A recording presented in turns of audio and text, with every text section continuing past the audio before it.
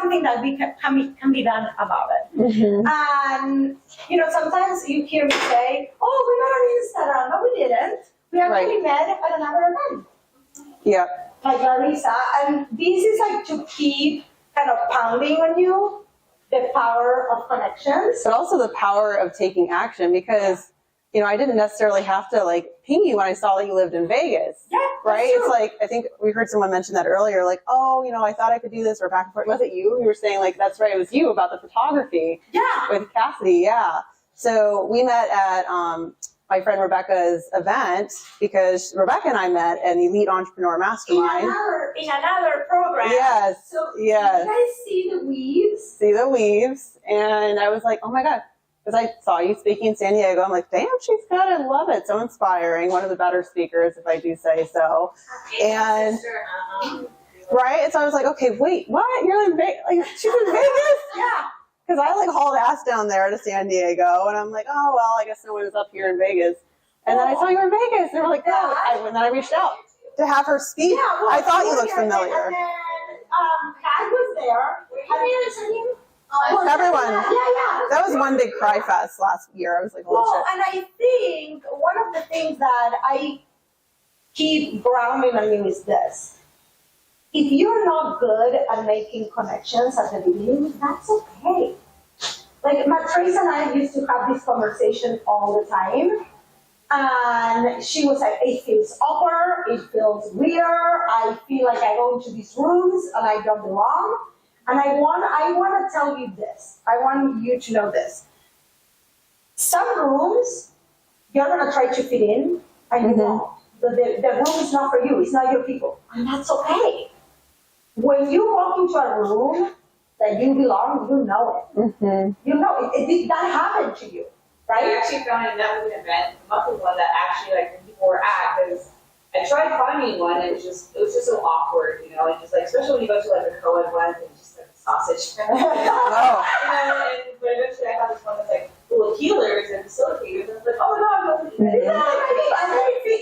and people immediately like you because you do not need to fit in.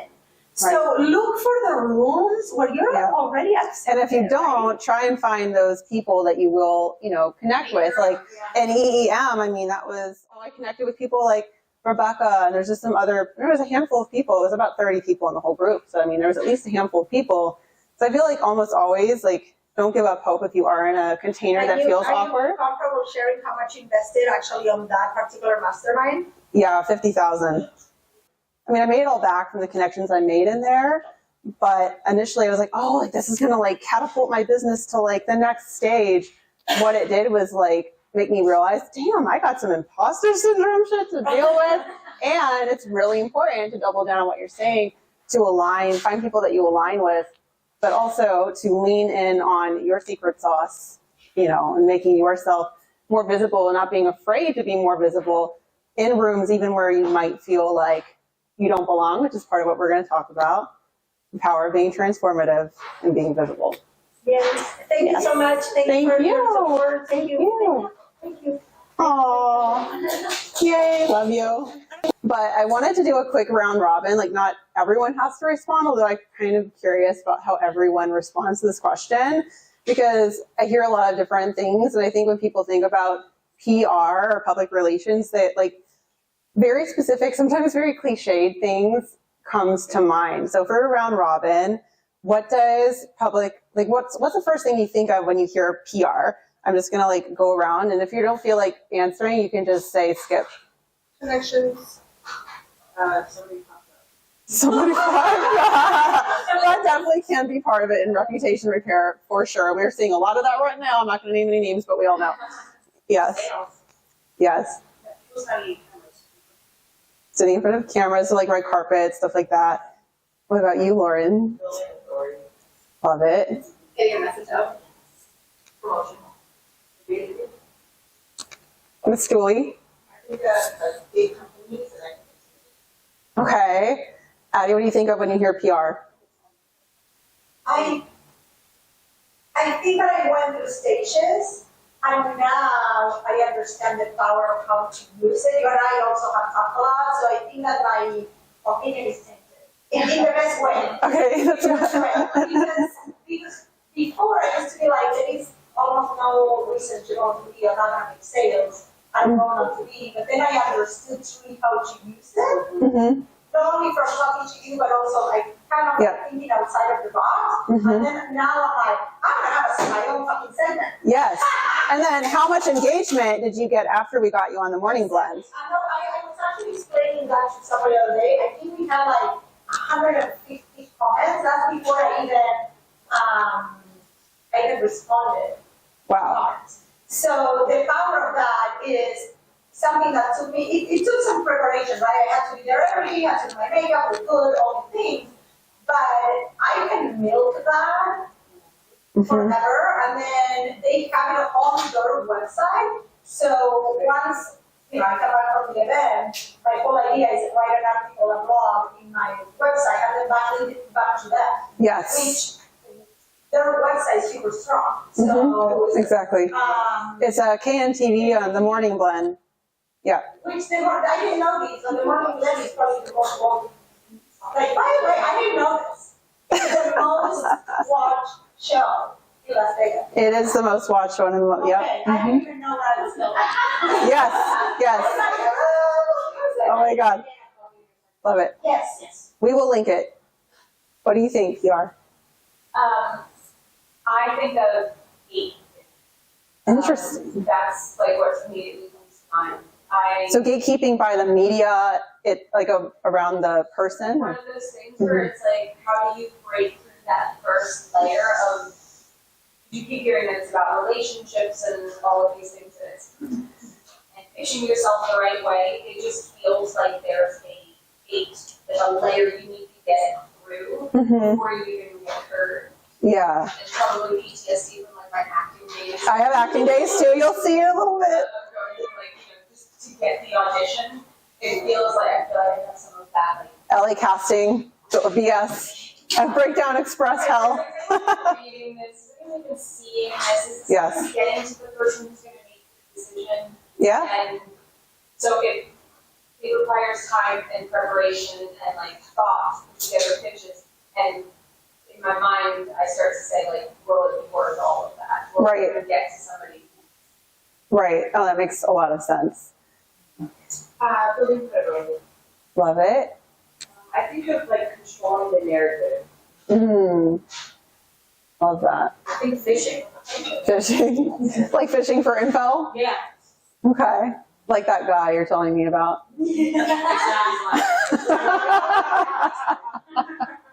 That's another story for another day.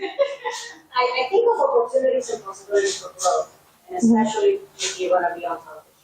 Because I think preparing yourself for something like that will Yep. help you grow, and then whatever else comes.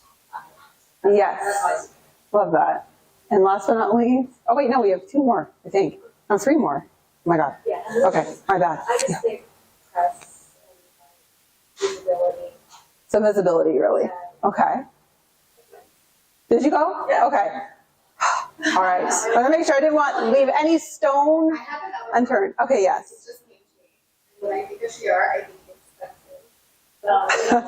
Hopefully, too. Like, I mean, Like, what do, like, can you give a range, like what you imagine? Because I'm always curious what people think that they have to spend in order to get some PR. I'll pay for PR for some of the companies, so it might be, but I think a lot of people think it's just like out of their range. They don't even attempt it. Yeah, I mean, there's definitely a wide range.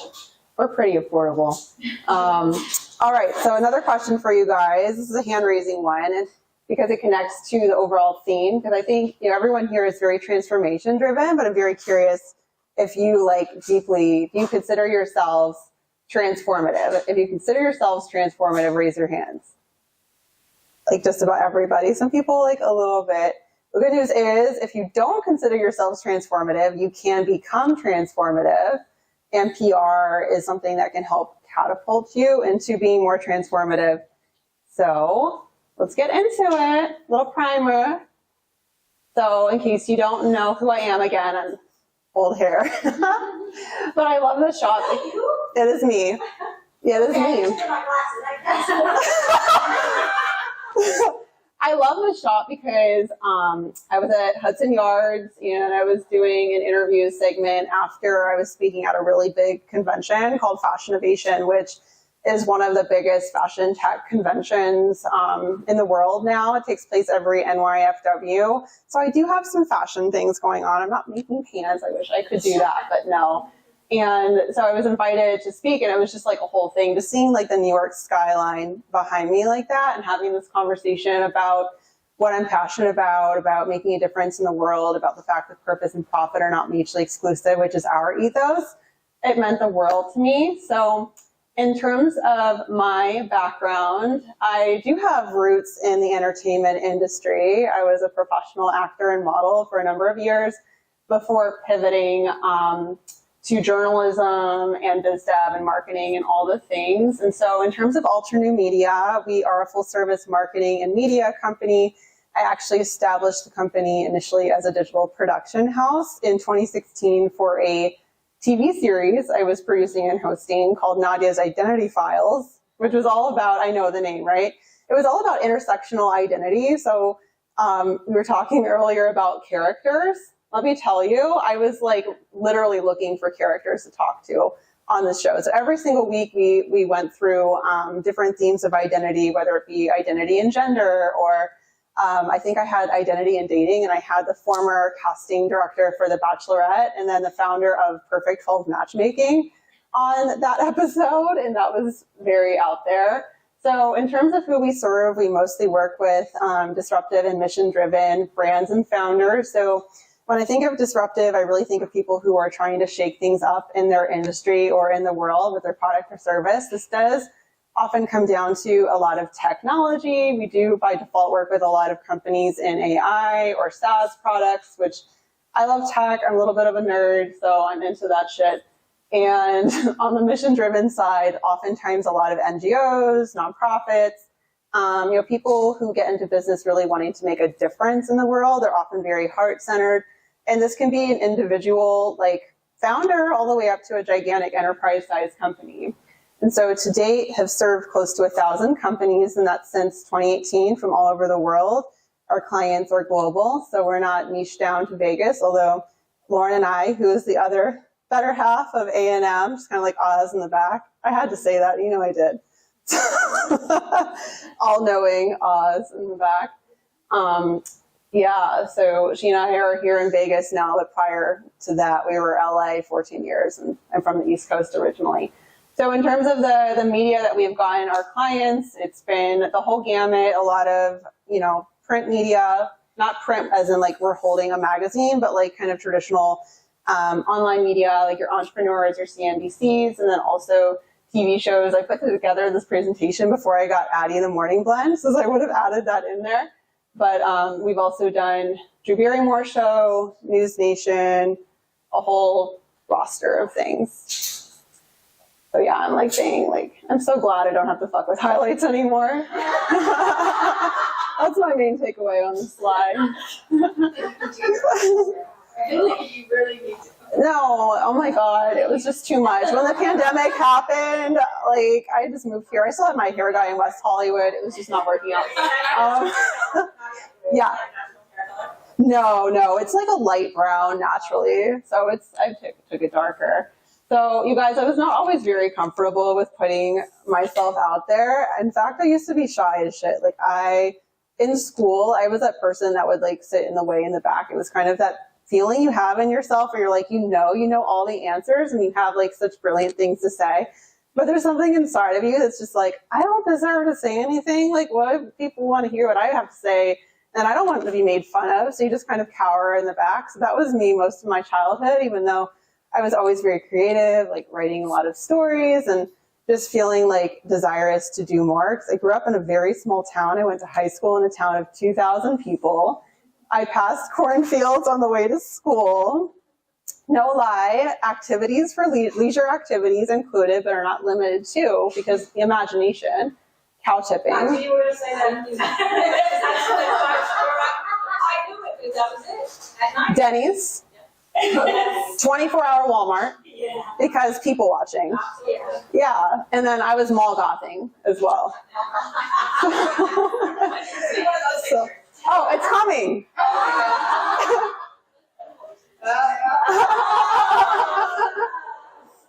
Yes, so I had to go through a lot of transformation, y'all, to be able to feel confident to stand up here, to be doing speaking, to be growing my company, to have served 1,000 companies. And to, some people like that I grew up with, I know they feel like, oh, like the audacity that she has to put herself out there, because they're still living in their shell of not, feeling like they deserve it, or they, like, only certain people, quote unquote, can get it. And I feel like that's what a lot of people think about PR, which is part of why I'm talking about transformation, because I feel like a lot of people are like, oh, I'm not there yet. Oh, I'm not there yet. Like, I have to achieve this to do PR. And it's true to a degree, because, I mean, look, you guys, the number of inquiries that we get for people who are just like, Forbes, ? And I'm like, okay, like, what do you do? Who are you? Like, random dude in God knows where. But, men have like, their egos are something else. It definitely crosses into delusion for many of them. So, but like, that being said, it doesn't mean that they're not like, they can't do PR starting where they are, but you have to build. You can't go from zero to like, I'm on the Forbes like 40 under 40 list if you haven't achieved shit. I mean, you can pay your way, people do, but it's not sustainable, right? And it's just kind of meaningless. So yes, I went from angsty goth high schooler, did the modeling thing, acting stuff. Here I am working red carpet in LA somewhere. I don't even remember what that was. What was that? I don't know. Who knows? And this is what I was doing my show. This episode theme was about like hypnotherapy, I think. So this lady here, like, she goes by the Hypno Mom. Like, if you Google search Hypno Mom, like, you'll find some pretty funny shit. She's very interesting. So that's what I really enjoy doing. At the core of it all, you can really see a theme, but a lot of it is like, I like telling stories through different mediums. So it's like, even modeling, even though you're quiet, like, you're still kind of telling a story with what you're wearing. You're using your body. Acting, it's a completely different thing. People in here who have those roots, like, you understand. But, I came to find in acting, because a lot of people will ask, like, oh, did you give up acting? So, like, no, I didn't give up. I found it really wasn't my purpose, though. Like, I found it wasn't my calling. I'm a bit more of a showrunner. I still have a hand in entertainment. I actually love writing. I'm working on a novel. I start my day writing 500 to 1,000 words in my novel. So I still have a hand in creative, but it's just like acting itself, it wasn't the medium. And plus I was getting some pretty mediocre scripts, you guys. And like, I can only go to so many like hot girl auditions. So I was bored as shit. So that led me to like want to take control. Cause like, that's another thing I hear from people, whether they're former actors or just whatever. They're like, oh, they just kind of repeat like their same situation. Like, I'm just running into so many problems. I'm like, well, what are you doing about it? Particularly in this day and age when we have like the internet, right? And we have social media, like there's so much that we can do to start building our narrative, because public relations, it's our relationship with the public. It doesn't have to just be media placements. It's not just media placements, as you'll see in a little bit when I go through that. And so, basically I found my mission through going through all of these transformations. And, it's fine for your mission to evolve too. And like, there's a lot of, I think this is my overarching mission, but there's definitely different threads of it. But I love to empower people who are purpose-driven, who are visionary, to, really make a difference in the world through these mediums, through entrepreneurship, through media, through technology. Like I said, I'm a little bit of a nerd, and we're going to be doing more on the tech side. We're going to be building, AI-driven platforms. So, yeah. And so, why do I share this? I love these interactive thingy-bobs. Because gaining more visibility really begins with embracing yourself, which is really built on your story, values, culture, purpose, mission, and industry experience. So if you guys are not comfortable like with yourselves, like you're going to have to do mindset work before you start even diving into this part. Like that's the reality. And, you know, it's never going to stop too. Like another thing is we think of transformation of like, okay, like I went through a transformation, now I'm here. Like, I guess like once I'm here, I'll be done and I'll flourish and I'll be the phoenix rising and everything will be fabulous. Oh my God. It's no, like you're always going to be like, okay, like think of it this way. You guys, for real, right? Like think of like our skin. It's like the biggest organ in our body and we're constantly shedding it. So if you utilize that kind of as allegory or a metaphor, like we should always be shedding old layers. And that doesn't mean to the point where you're kind of like just trying a new thing every day. It's just more like embracing life as a continual like learning, a continued trajectory. And that's why, you know, I like to get into this stuff because I feel like, again, PR, it can be so artificial. And like a lot of people think of PR as just being like really flashy and like kind of douchey, if you know, to be honest. But I want to inject substance into it and just remind you again that you can start, you know, building a narrative with the public just by virtue on embracing yourself. Like, and that is number one. Like, you cannot be like, oh, I want to put myself out there, and then I get people like this. Like, I want to put myself out there, and then you talk to them. Like, this person really hates themselves. Like, they're not happy. Oh my God. And, you know in your heart, like, this person can only get so much support. Like, they'll get stuff, they'll get the media placements, but it's never going to be enough.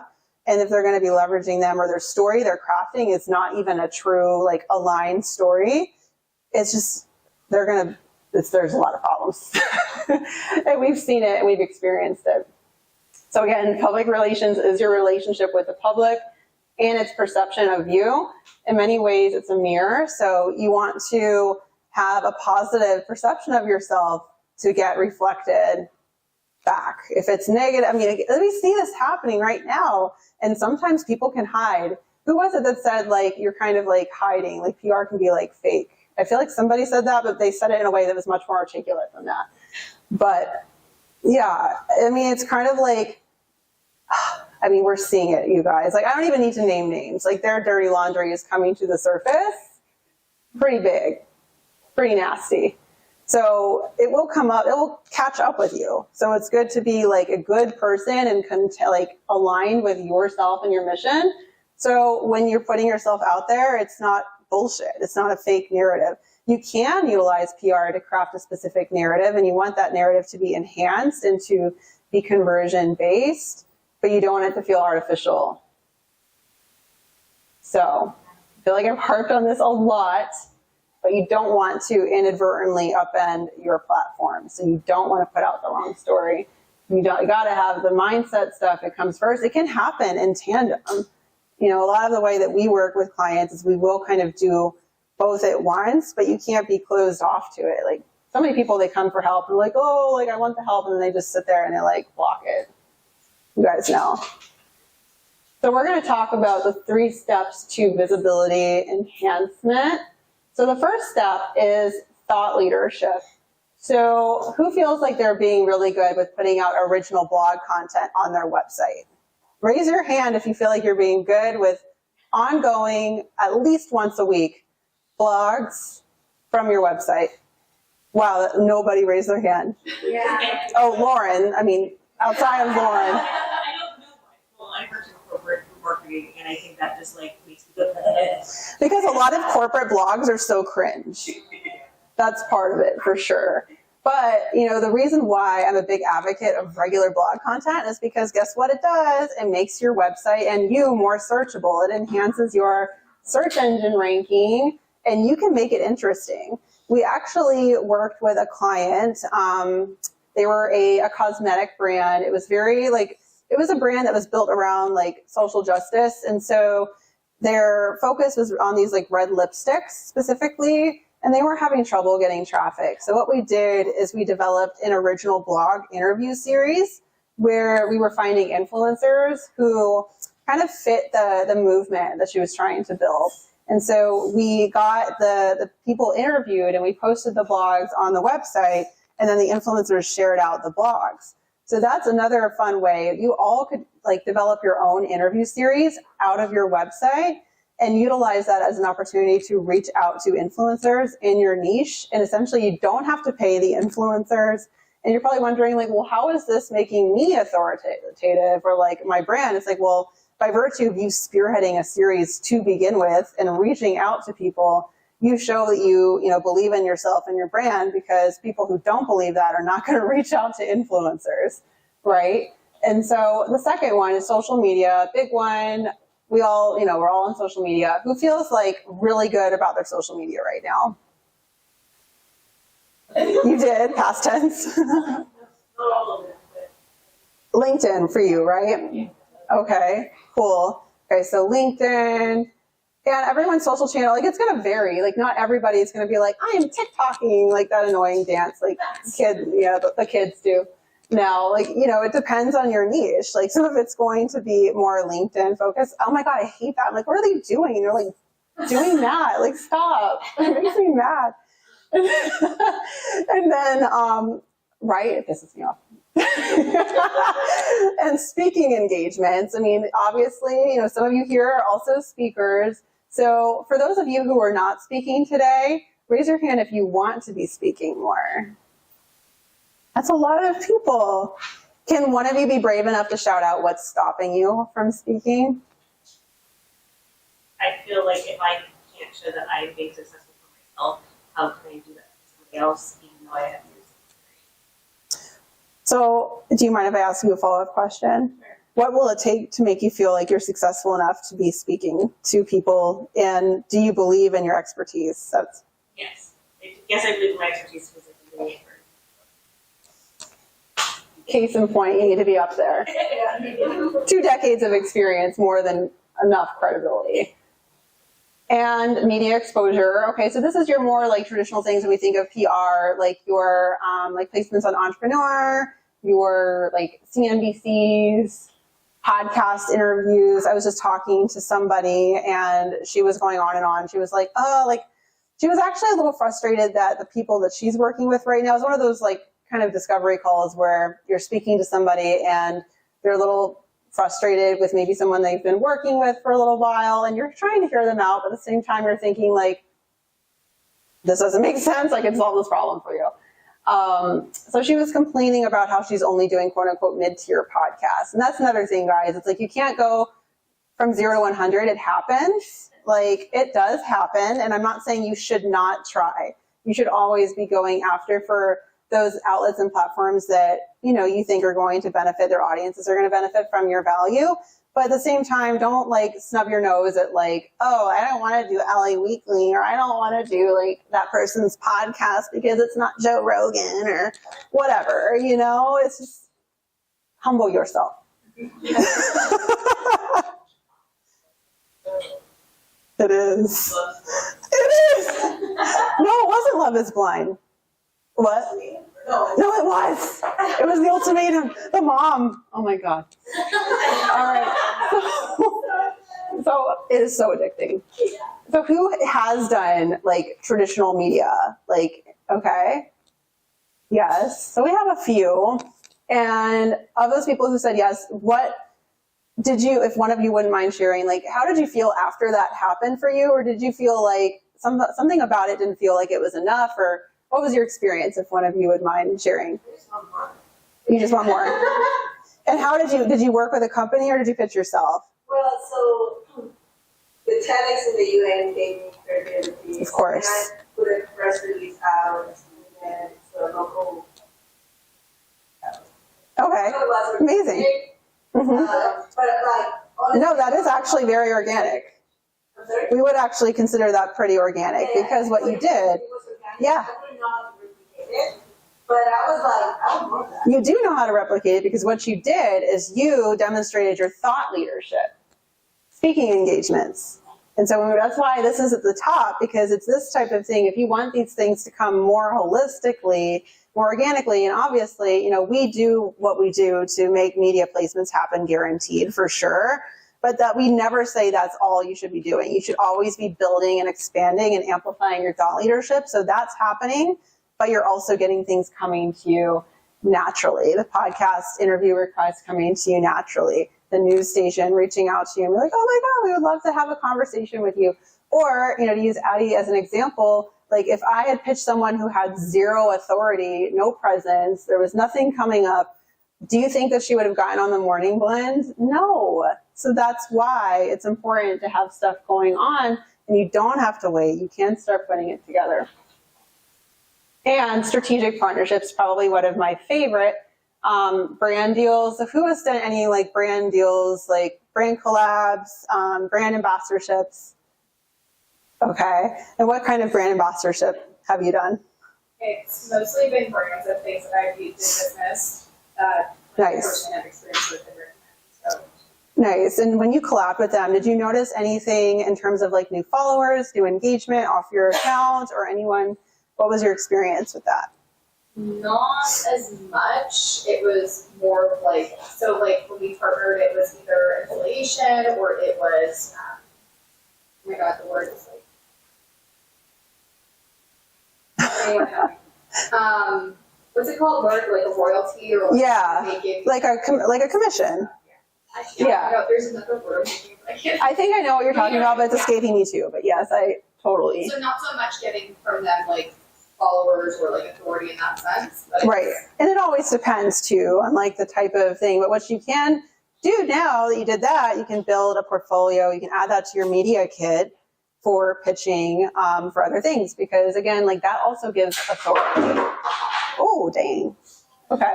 And purposeful partnerships. So purposeful partnerships, that's an original concept. I mean, not to say that people have not been doing this a long time, but this is our original take. So purposeful partnerships are aligning yourself or aligning your organization with nonprofits.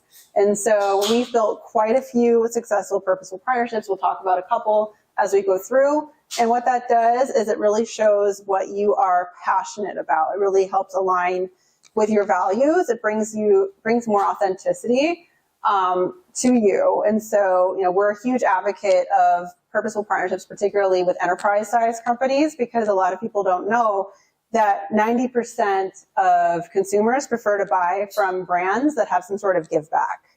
And so that is a real stat. A lot of people don't realize that, even though, when I say people, I'm referring to stakeholders at companies. And so we always like to educate and remind, because it's an amazing way to build a campaign very naturally. And also it can work internally with the company too, because you can even survey your team members and be like, what cause are you guys most passionate about? And they can get behind it, build a campaign together. So there's just a lot of different things that can take place with purposeful partnerships.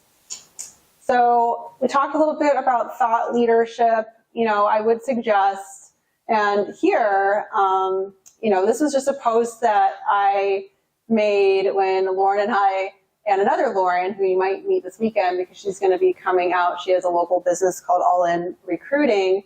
We were startup pitch judges recently, and that was really a lot of fun. And we posted this, and like after we posted that, we did get a lot, more followers, as people were like, oh wow, you're speaking, and obviously if you don't get your booty on stage, you don't have content to post about it, right? But you can do this at a smaller scale as well. It's like, it's a build. It doesn't happen all at once. So, you kind of want to think about all of these things as an ecosystem, right? And another thing, you guys, if you want, I can always long-form content for those of you guys in corporate, more in the corporate space. I am a bit of a nerd. I like peer-reviewed journals. I sometimes will go into Google academic and look at peer-reviewed journals and white papers and stuff like that. So joining forces with, other people who are credible in your industry, thinking about maybe there's a certain trend you've been observing and you want to unpack that and you want to research together, putting something together, doing that type of collaboration, it's going to very quickly amplify your thought leadership. And we chatted about strategic partnerships. Okay, so obviously the traditional media exposure. So our influencer and clients, we also have an influencer talent board. So we also represent influencers as talent. Colette DeVito, She is a young lady, look her up if you can, with Down syndrome, who has built a national brand, or cookie brand. And she's done it, with the help of her mother, but she's very high functioning. She came up with her own recipe, and she is, as a result of doing all of this, she became very kind of a local celebrity in Boston, which is where she's from. And, she reached out to me to see if we would help with PR, initially pro bono. And we said yes, because I loved her story. It really moved me. And I brought her onto our influencer talent board. So we started booking her on brand collabs. But, when you have such a compelling story, it obviously really helps with pitching. So we were able to get her on Drew's News. Good old Drew Barrymore. Isn't she cute? I just love her. And so, yeah. So, that's one example. In terms of like media exposure breakdown, we consider, authority-based media placements, niche-based.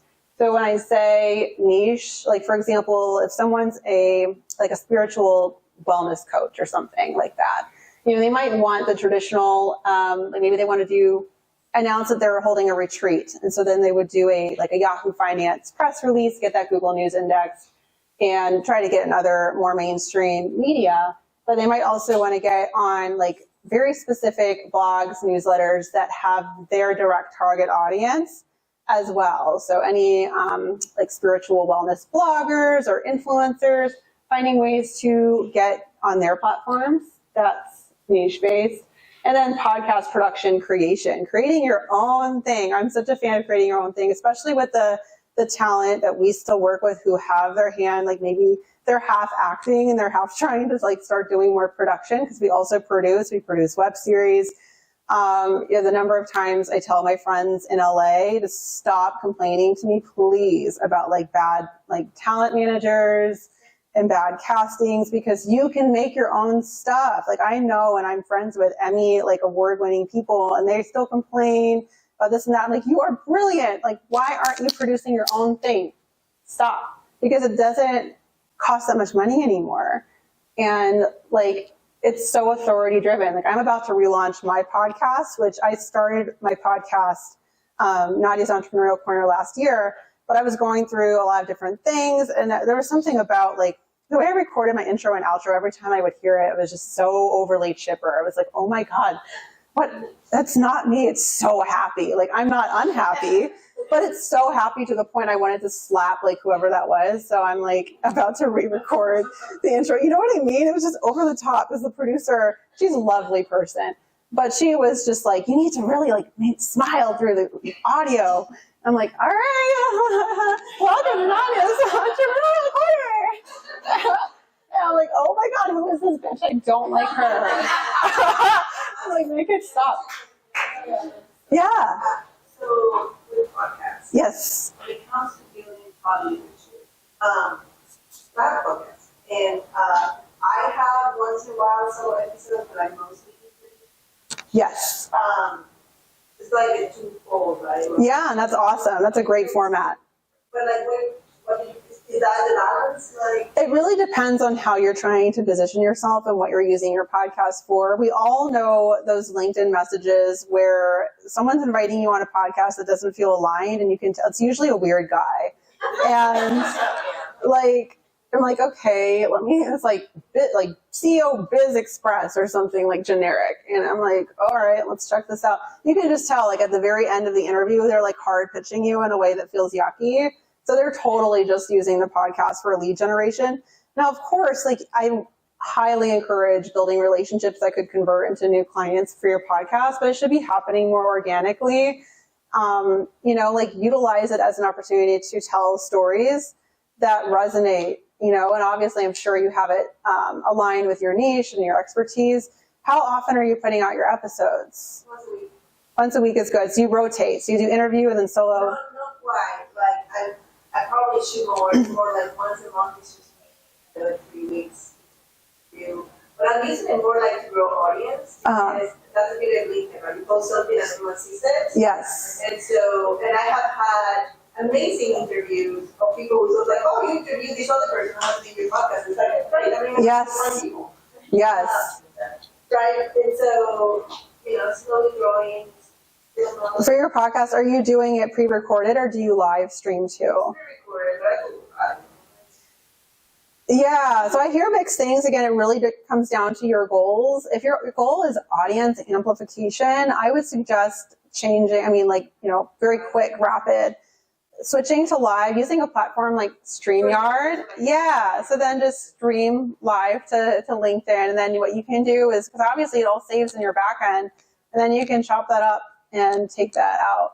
And then also giving your guests some specific guidelines, like this is how you promote.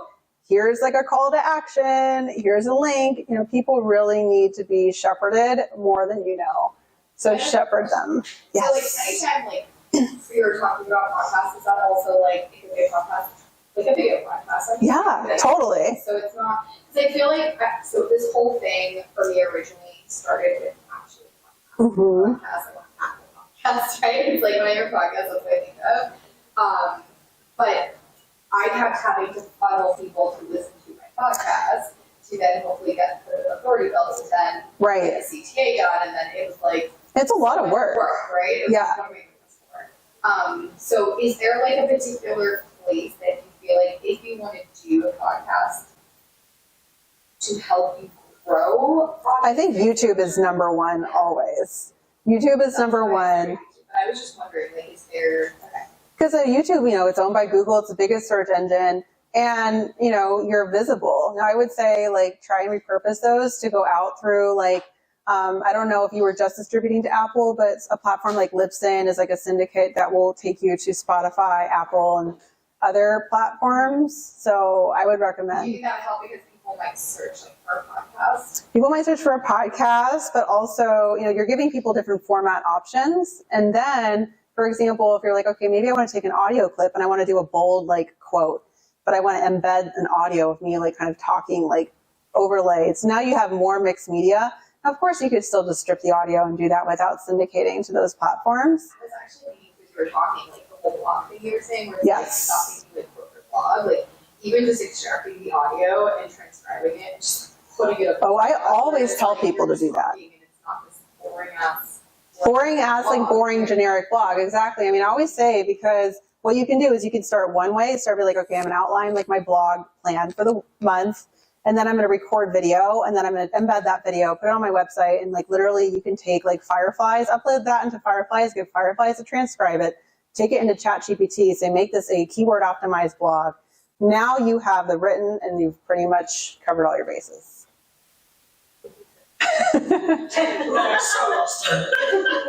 Just ask, I will help. All good. So just a couple examples of strategic partnerships.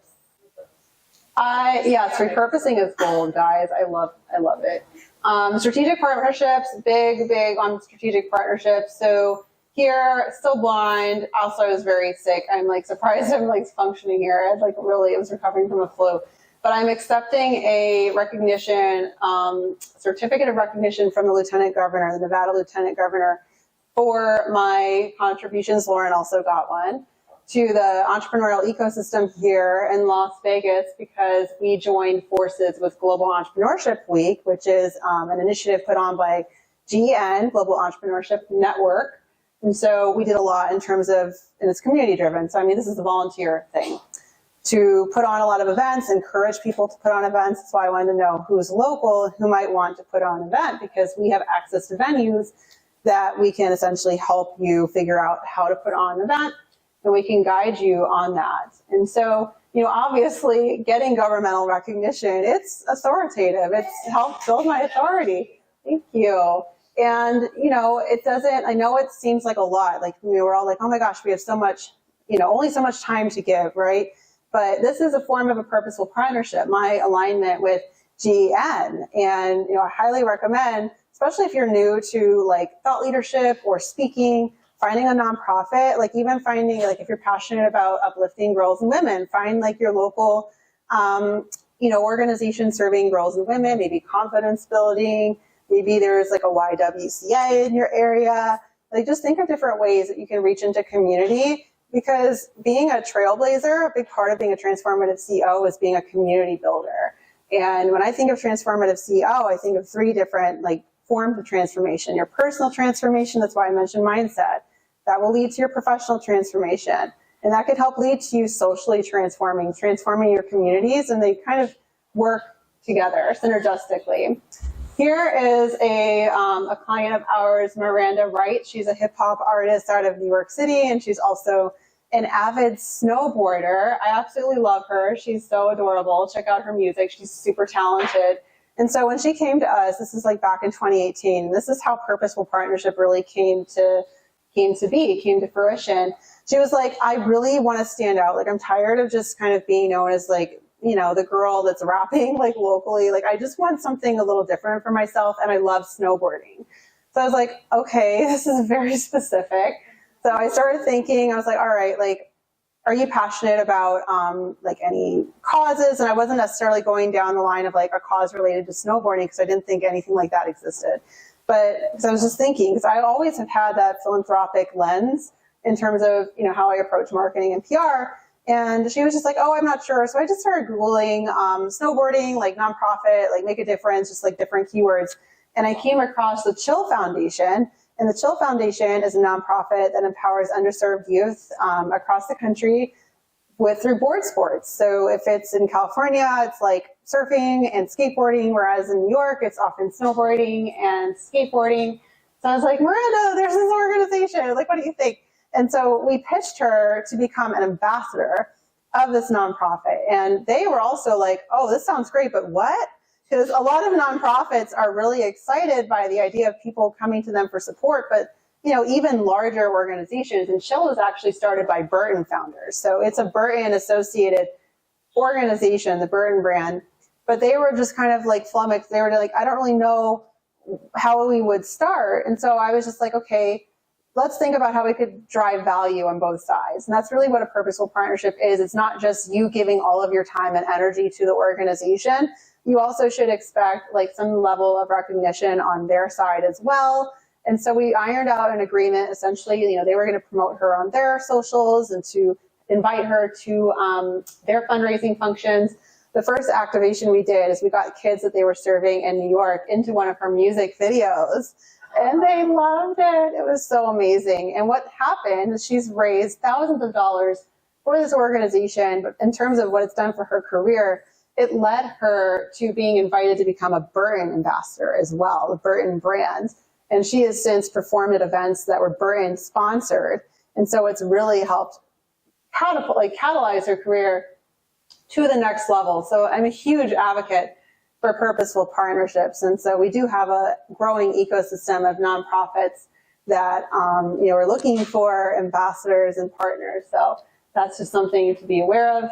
Strategic brand partnerships, very similar, you know, purposeful partnerships, except, you know, you should expect some moolah for your work to support them if, you know, oftentimes, but not always, because sometimes it's like you're aligning with another company and you're joining forces to drive mutual brand amplification. And we talked about brand deals. When I say ambassadorships, I'm usually focusing on one person connecting with a nonprofit, although we also kind of use the word ambassador and purposeful partnership synergistically. But, you know, generally speaking, with purposeful partnership, there's a longer game for both, but usually there's like 2 companies involved, or a nonprofit and a company. So when these pillars work together and leverage strategically, it will obviously enhance your visibility as not just a CEO, but a transformative CEO, as I've harped on a lot through this presentation. And when telling your story, remember your roots. Oh my gosh, I'm so young here, and my hair is blonde again, but it was from a box. It was bad. This is old. So this is from 2005. It was when I first, was this 2004 or 2005? This is 2005, right? Okay, yeah.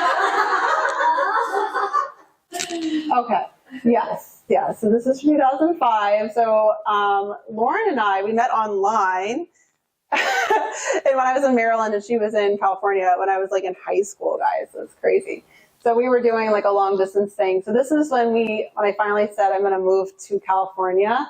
the first time, and I did not have a lot of money. I had like $600 saved from like my Dunkin' Donuts job. Like that's all I had. I was like, fuck this shit. I hate Maryland, hate Hagerstown. I'm getting out of here. And I'm moving to LA County. I'm moving to Pomona. That's where Lauren lived. But, long story short, we didn't have that much money. There were some family dramas on her family side, and my family just didn't really care what I was doing at that point, to be honest. So, I was doing everything to try and make money, and I was also pursuing getting signed by a modeling agency. Because when I tried to pursue it in New York, they're like, oh, you're 1 inch too short, so we're not going to sign you. There was a couple that were interested, but I was like, it's cold. I want to go to California now. I'm enough of the East Coast. And so, we were struggling. Like, I felt we were very broke at the time. Obviously I was young and Lauren was young. So we ended up like briefly homeless in her half-brother's van. And we had to beg my parents to get us back to Maryland because we had zero. And we got on a train cross country back to Maryland. Back to Maryland we went, and I worked 2 jobs to save enough money to get back to California. At that point, when I came back in 2006, I had a 3-year modeling and acting contract, and I found a day job, and I had a lot of savings because I worked a lot in that 9-month period back in Maryland. And so I was able to buy a car in cash and all the things. But I say this just because like a lot of us are like, oh, we make this and that excuse. And, I'm like, oh my God, like I was like little me, like I took this risk. And I always like remind myself, like, this is where you came from. So these things you're dealing with now, like, yeah, it's not always easy, but you signed World, girl, like you can do this. And, you went to the 99-cent store for everything. I miss the 99-cent store, guys. I'm sad they went under. And here I am, I went from that to this, I was speaking and partnered with Fashion Innovation. I mentioned them earlier. They are now one of the biggest fashion tech conferences that takes place every New York Fashion Week. I actually helped them launch. Their launch was in 2018, and they've since been involved with like Havana's and Google and like a lot of very big companies. And that's the founder, her name's Jordana. So the more visible you are, the more you'll become magnetic for exciting opportunities, clients, investments, and partnerships. I mentioned investments because, as I noted, I work with a lot of disruptors, a lot of tech founders, and they're, I need to remind them like, okay, you just did your seed round, and the next, you have 2 years of runway. You're going to need to do a Series A sooner than you think. So we better start building your social profile now, well, yesterday. So also, just a few other opportunities I have done and secured, a lot of Dell brand collaborations. I mentioned that. Close to 1K clients. Yay! Time for fun gifts. I'm nervous, but I'm excited. All right, guys. So I'm going to offer all of you a free Transformative CEO Visibility Blueprint session where basically we're going to get clear on what it is that you want to achieve with your platform. We're going to dive into all the things, the 3 pillars that I mentioned, the thought leadership, the strategic partnerships, and the traditional media. I would love to chat with you. It is completely free. So scan away and book it now, because what's going to happen, you'll have a Calendly up. You're like, I'll book it later. And then you're going to go to Legacy Club and you're going to forget all about it. So. Right? Okay, and if you, for whatever reason, okay, let's see it. Yay! And if you, okay, and one more QR if you want. This is just our overall capabilities deck for the whole company. I know, I can go back. All right, I'll go back. I just don't leave that word. I know. Oh, there's too many questions. What industry? You guys can always, I will also send you guys the link to this if you want it.